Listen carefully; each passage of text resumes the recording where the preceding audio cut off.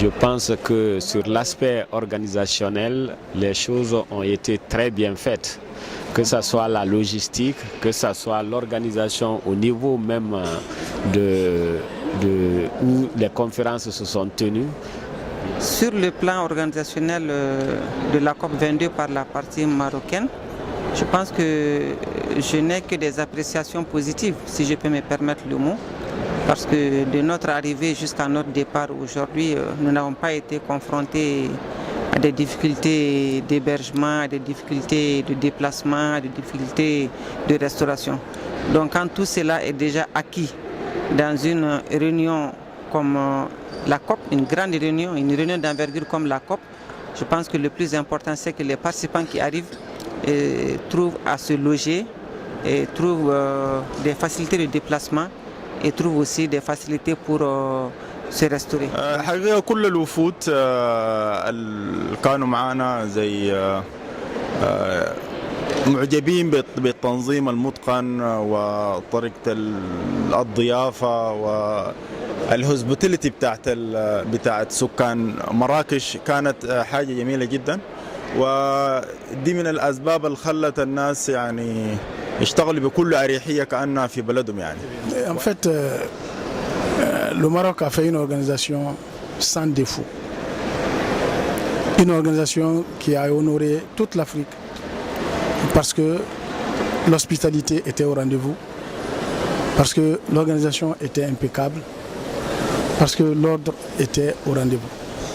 Oui, on sent un progrès, on sent la détermination, on sent une option politique de la part des plus hautes autorités du pays qui ont marqué leur sceau, n'est-ce pas, concernant tous les aspects, que ce soit sur le plan organisationnel, que ce soit dans tous les domaines.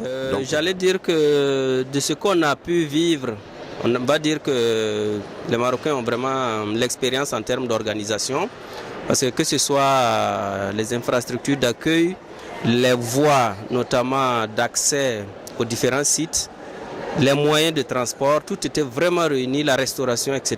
On sent que c'est une ville qui peut accueillir du monde. Donc elle est vraiment bien pour ce type de manifestation d'envergure internationale.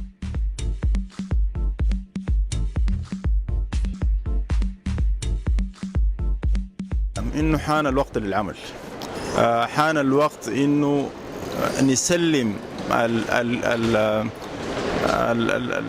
العالم أو الكرة الأرضية للأجيال اللي بعدنا كما وجدناهم، وبالتالي وذلك بالمحافظة على البيئة والمحافظة على الموارد، بالمحافظة والعمل معا من أجل تطبيق الأجندة البيئية اللي توصلنا لها في مراكش. C'était la COP de l'action. Parce qu'on doit quitter le stade de l'engagement pour la mise en œuvre de projets concrets pour que nous puissions réellement sauver notre planète. J'allais dire que la COP22 qui a eu lieu donc à Marrakech en terre africaine a vraiment été la COP des Africains. En ce sens que si vous prenez un pays comme le mien, le Burkina Faso, près d'une centaine d'experts, de députés, de ministres, d'acteurs de la société civile, de responsables d'ONG et d'associations sont venus participer aux travaux.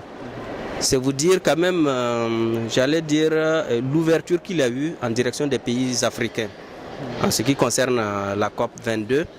Donc la participation africaine, en tout cas pour ce qui concerne mon pays, je peux l'affirmer de façon catégorique, elle est très forte. Sa Majesté le Roi est très engagé. La preuve, c'est qu'il a suivi cette COP-là du jour au lendemain. Il a suivi les préparatifs de l'accueil de la COP 22. C'est pourquoi tout a été parfait ici au niveau du Maroc.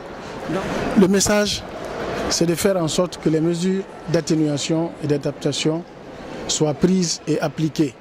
Ce qui est bon et pour l'Afrique et pour les pays développés.